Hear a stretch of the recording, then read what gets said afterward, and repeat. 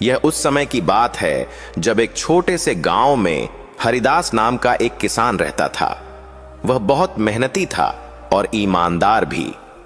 उसका जीवन बहुत साधारण था, पर उसके मन में हमेशा एक चिंता रहती थी कि उसका परिवार कैसे खुश रहेगा। उसके घर में उसकी पत्नी और एक छोटा सा बेटा था। वह सुबह से लेकर शाम तक खेतों में काम करता, मिट्टी में पसीना बहाता और फिर जो थोड़ा बहुत अनाज मिलता उसी से अपने परिवार का पेट भरता।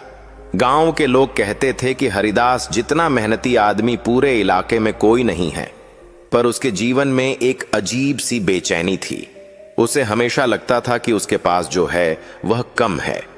जब वह खेत में हल चलाता तो मन ही मन सोचता कि काश उसके पास और जमीन होती और बैल होते और धन होता। उसकी पत्नी कई बार उसे समझाती कि हमारे पास जितना है उतना ही काफी है, पर हरिदास के मन में यह संतोष कभी नहीं आया। समय बीतता गया। एक साल गांव में भयंकर सूखा पड़ा। खेतों में पानी नहीं था, फसलें सूख गईं और लोग परेशान हो गए। हरिदास भी बहुत चिंतित हो गया, क्योंकि उसके पास जो थोड़ा बहुत अनाज था वह भी धीरे धीरे खत्म होने लगा। एक रात वह बहुत उदास होकर अपने आंगन में बैठा था। आसमान में चांद चमक रहा था, पर उसके मन में अंधेरा था। तभी गांव के बाहर से एक वृद्ध साधु वहां आए। वह थके हुए लग रहे थे। हरिदास ने उन्हें देखा तो तुरंत उठकर उनके पास गया और बोला, महाराज, आप बहुत थके हुए लगते हैं, कृपया मेरे घर में विश्राम कीजिए। साधु उसके घर में आए। हरिदास की पत्नी ने उन्हें थोड़ा सा भोजन दिया जो उनके घर में बचा हुआ था। साधु ने भोजन किया और फिर हरिदास की ओर देखकर बोले, तुम बहुत उदास लगते हो, तुम्हारे मन में कौन सा दुख है? हरिदास ने गहरी सांस ली और बोला, महाराज, मेरे जीवन में बहुत कष्ट हैं। मेरे पास धन नहीं है, जमीन कम है और अब तो सूखे के कारण फसल भी नहीं हुई। मुझे लगता है कि मेरे जैसा दुखी इस संसार में कोई नहीं होगा। साधु ने उसकी बात सुनी और कुछ क्षण चुप रहे। फिर उन्होंने धीरे से कहा, तुम्हें लगता है कि तुम्हारा दुख सबसे बड़ा है, पर क्या तुम सच में जानते हो कि इस संसार का सबसे बड़ा दुख क्या होता है? हरिदास ने सिर हिलाया और बोला, नहीं महाराज, पर मेरे लिए तो यही सबसे बड़ा दुख है। साधु मुस्कुराए और बोले, यदि तुम सच जानना चाहते हो तो कल सुबह मेरे साथ गांव के बाहर चलना। मैं तुम्हें एक ऐसी बात दिखाऊंगा जिससे तुम्हें समझ आ जाएगा कि इस संसार का सबसे बड़ा दुख क्या है।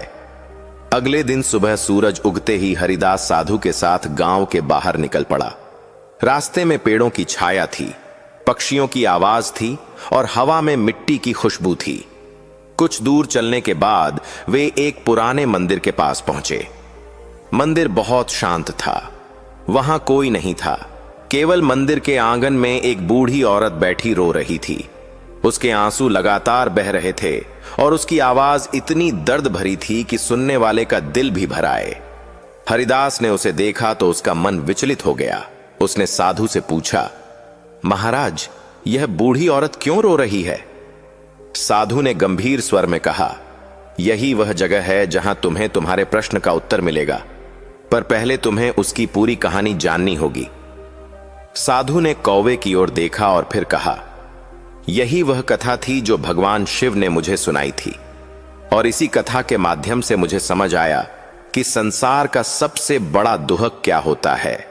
पीपल के वृक्ष के नीचे बैठे उस साधु ने जब यह कहा कि यही वह कथा है जो स्वयं भगवान शिव ने उन्हें सुनाई थी, तब कौवा और भी ध्यान से सुनने लगा।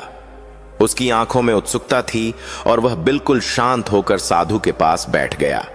साधु ने धीरे धीरे अपनी बात आगे बढ़ाई। उन्होंने कहा, जब मैं उस समय भगवान शिव की आराधना करता था, तब मेरे मन में भी यही प्रश्न उठा था कि इस संसार का सबसे बड़ा दुख क्या है।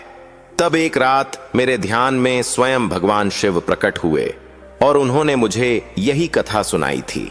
उसी कथा का यह भाग है। साधु कुछ क्षण के लिए रुके और फिर आगे बोले, जब हरिदास और वह वृद्ध साधु उस पुराने मंदिर के पास पहुंचे, तब वहां बैठी वह बूढ़ी स्त्री लगातार रो रही थी। उसके आंसू ऐसे बह रहे थे जैसे कोई नदी बह रही हो। उसके बाल सफेद हो चुके थे, चेहरा झुर्रियों से भरा था और आंखों में इतना दर्द था कि उसे देखकर किसी का भी हृदय पिघल जाए। हरिदास ने उसे देखकर साधु से कहा, महाराज, यह मां इतनी पीड़ा में क्यों है? क्या इसका भी खेत सूख गया है या इसे भी भूख लगी है? साधु ने धीरे से कहा, नहीं हरिदास, इसका दुख तुम्हारे दुख से कहीं बड़ा है, परंतु इसका कारण समझने के लिए तुम्हें इसकी पूरी कहानी जाननी होगी। हरिदास ने उत्सुकता से पूछा, कौन सी कहानी महाराज? तब साधु ने कहा, कई वर्ष पहले यह स्त्री बहुत सुखी थी। इसका नाम गोमती था। इसका घर इस गांव में सबसे अच्छा माना जाता था। इसका पति बहुत मेहनती व्यापारी था और इसका एक बेटा था जो बहुत ही बुद्धिमान और दयालु था। गोमती अपने परिवार के साथ बहुत खुश रहती थी। उसके घर में धन की कमी नहीं थी, अनाज से भरे भंडार थे और लोग उसके घर की समृद्धि देखकर ईर्ष्या भी करते थे। परंतु जीवन हमेशा एक जैसा नहीं रहता। साधु ने गहरी सांस ली और आगे कहा, एक दिन अचानक गोमती के पति को एक भयंकर बीमारी हो गई। गांव में कोई वैद्य उसे ठीक नहीं कर पाया और कुछ ही दिनों में उसकी मृत्यु हो गई। उस दिन गोमती का संसार जैसे टूट गया। वह कई दिनों तक रोती रही, परंतु उसके बेटे ने उसे संभाला। उसने कहा कि मां, अब मैं हूं, मैं सब संभाल लूंगा। वह बहुत मेहनत करने लगा। धीरे धीरे उसने अपने पिता का व्यापार भी संभाल लिया और घर फिर से चलने लगा। गोमती ने सोचा कि शायद भगवान ने उससे उसका पति तो छीन लिया, पर उसका बेटा उसे सहारा देने के लिए छोड़ दिया। हरिदास यह कहानी ध्यान से सुन रहा था। उसे लगने लगा कि शायद यही स्त्री का दुहक है। उसने कहा, महाराज, पति की मृत्यु बहुत बड़ा दुहक होता है। पर साधु ने सिर हिलाया और कहा, नहीं हरिदास, यह अब भी उस दुहक की शुरुआत थी। फिर उन्होंने आगे कहा, समय बीतता गया, गोमती का बेटा बड़ा हो गया। उसने अपनी मां की बहुत सेवा की और पूरे गांव में उसका सम्मान होने लगा। गोमती को लगता था कि अब उसका जीवन ठीक हो गया है, परंतु एक दिन गांव में भयंकर महामारी फैल गई। लोग एक एक करके बीमार पड़ने लगे। उसी महामारी की चपेट में गोमती का बेटा भी आ गया। गोमती दिन रात उसकी सेवा करती रही। वैद्य बुलाए गए, दवाएं दी गईं, परंतु भगवान की इच्छा कुछ और ही थी। कुछ ही दिनों में उसका बेटा भी इस संसार से चला गया। यह सुनकर हरिदास के चेहरे पर दुहक छा गया।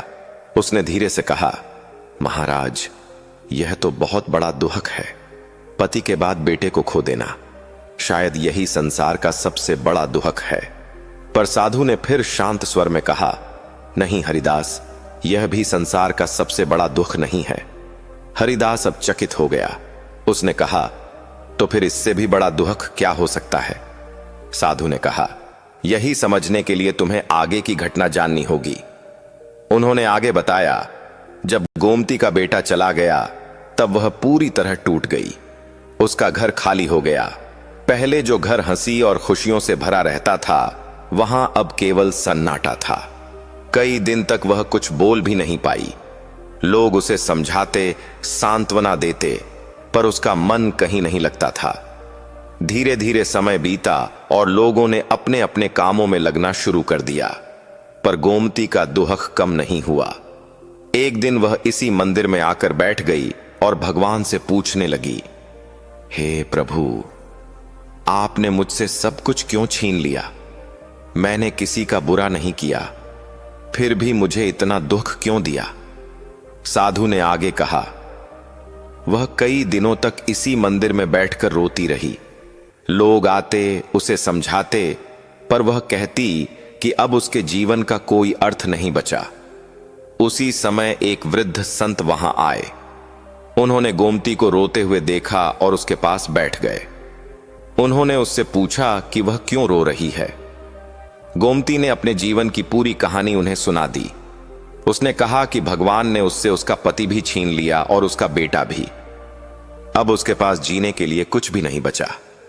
हरिदास यह सुनकर बहुत भावुक हो गया। उसे लगा कि सच में यह स्त्री बहुत दुखी है।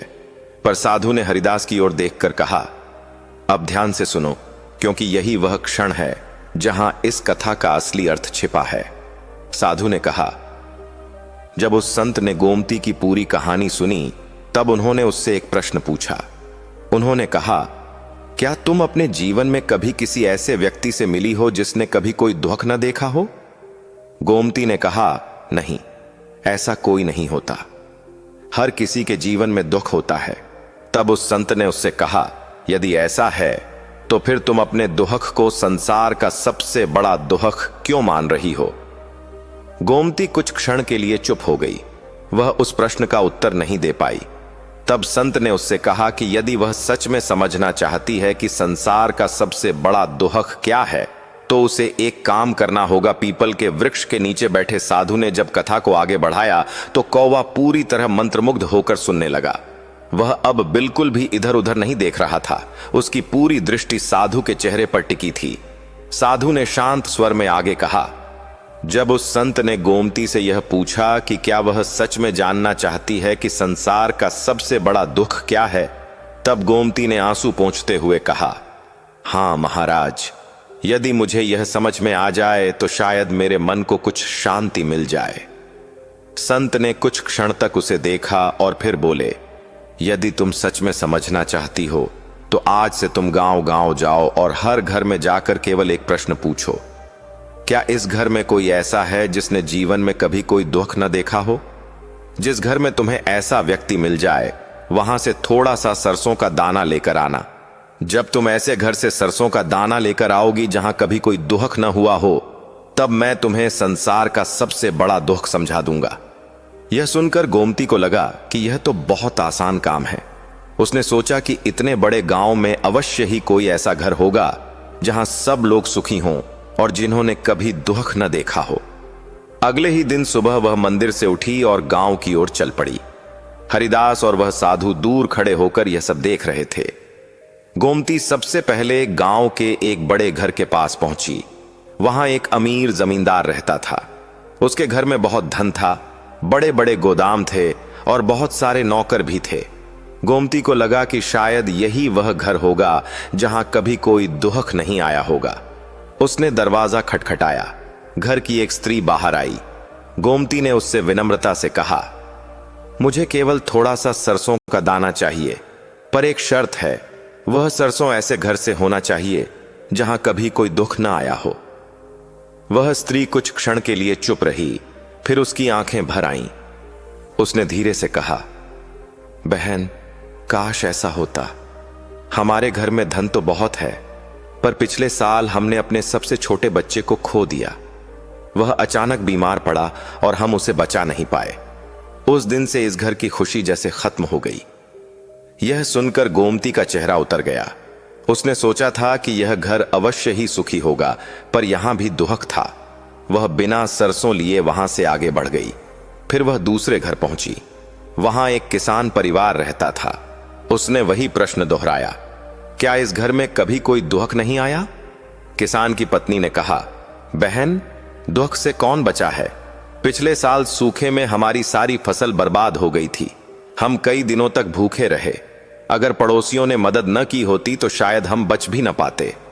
गोमती चुपचाप वहां से भी चली गई। अब उसके मन में हल्की हल्की बेचैनी होने लगी थी। उसने तीसरे घर का दरवाजा खटखटाया। वहां एक बूढ़ा आदमी रहता था। गोमती ने उससे वही प्रश्न पूछा। बूढ़े ने गहरी सांस ली और कहा, बेटी, मैंने अपने जीवन में इतना दुख देखा है कि अगर मैं तुम्हें बताने लगूं तो दिन बीत जाएगा। जब मैं जवान था तब मेरे माता पिता चले गए। फिर कुछ साल बाद मेरी पत्नी भी मुझे छोड़कर चली गई। अब मैं अकेला ही इस संसार में रह गया हूं। यह सुनकर गोमती का हृदय भारी हो गया। वह धीरे धीरे आगे बढ़ती रही और हर घर में वही प्रश्न पूछती रही, पर हर घर से उसे एक नई कहानी सुनने को मिली। कहीं किसी ने अपने माता पिता खोए थे, कहीं किसी का बच्चा चला गया था, कहीं किसी का घर आग में जल गया था, तो कहीं कोई बीमारी से पीड़ित था। जैसे जैसे वह गांव के घरों में जाती गई, उसे एक बात समझ में आने लगी कि दुख केवल उसके जीवन में नहीं है, बल्कि हर घर में किसी न किसी रूप में मौजूद है। शाम होने लगी थी। सूरज धीरे धीरे ढल रहा था और आकाश लाल हो गया था। गोमती पूरे दिन गांव में घूमती रही, पर उसे ऐसा एक भी घर नहीं मिला जहां कभी कोई दुख न हुआ हो। उसके हाथ खाली थे। सरसों का एक भी दाना नहीं था। वह थकी हुई वापस उसी मंदिर के पास आकर बैठ गई जहां वह संत उससे मिले थे। उसकी आंखों में अब भी आंसू थे, पर उनमें पहले जैसा क्रोध और शिकायत नहीं थी। उसमें एक गहरी सोच दिखाई दे रही थी। कुछ देर बाद वही संत फिर वहां आए। उन्होंने गोमती को देखा और मुस्कुराकर पूछा, क्या तुम सरसों का दाना लेकर आई हो? गोमती ने सिर झुका लिया और धीरे से कहा, नहीं महाराज, मुझे ऐसा एक भी घर नहीं मिला जहां कभी कोई दुख न हुआ हो। हर घर में किसी न किसी रूप में पीड़ा है। किसी ने अपना प्रिय खोया है, किसी ने अपना सुख खोया है, किसी ने अपनी आशा खो दी है। संत ने शांत स्वर में कहा, यही वह बात है जिसे तुम्हें समझना था। हरिदास यह सब सुनकर स्तब्ध रह गया था। वह उस बूढ़ी स्त्री को देख रहा था जो मंदिर के आंगन में बैठी थी। साधु ने हरिदास से कहा, जब उस दिन गोमती ने यह सच्चाई समझी, तब उसके मन में एक बहुत बड़ा परिवर्तन हुआ। उसने पहली बार यह जाना कि उसका दुख अकेला नहीं है। संसार का हर प्राणी किसी न किसी पीड़ा से गुजरता है। तब उस संत ने उसे एक ऐसी बात बताई जो सुनकर उसका जीवन ही बदल गया। पीपल के वृक्ष के नीचे बैठे साधु ने कथा को आगे बढ़ाते हुए कौवे की ओर देखा। अब कौवा पहले से भी अधिक ध्यान से सुन रहा था। हवा धीरे धीरे बह रही थी और पीपल के पत्तों की सरसराहट मानो इस कथा की साक्षी बन रही थी। साधु ने शांत स्वर में कहना शुरू किया, जब गोमती पूरे दिन गांव गांव घूमकर वापस मंदिर आई और उसने संत से कहा कि उसे ऐसा एक भी घर नहीं मिला जहां कभी दुख न हुआ हो, तब उस संत ने उसकी ओर करुणा से देखा। उन्होंने कहा, बेटी, यही वह सत्य है जिसे समझने के लिए तुम्हें भेजा गया था। इस संसार में कोई भी ऐसा नहीं है जिसने कभी दुख न देखा हो। हर व्यक्ति अपने जीवन में किसी न किसी पीड़ा से गुजरता है, परंतु मनुष्य की सबसे बड़ी भूल यह होती है कि वह अपने दुख को ही सबसे बड़ा मान लेता है और दूसरों के दुख को देख ही नहीं पाता।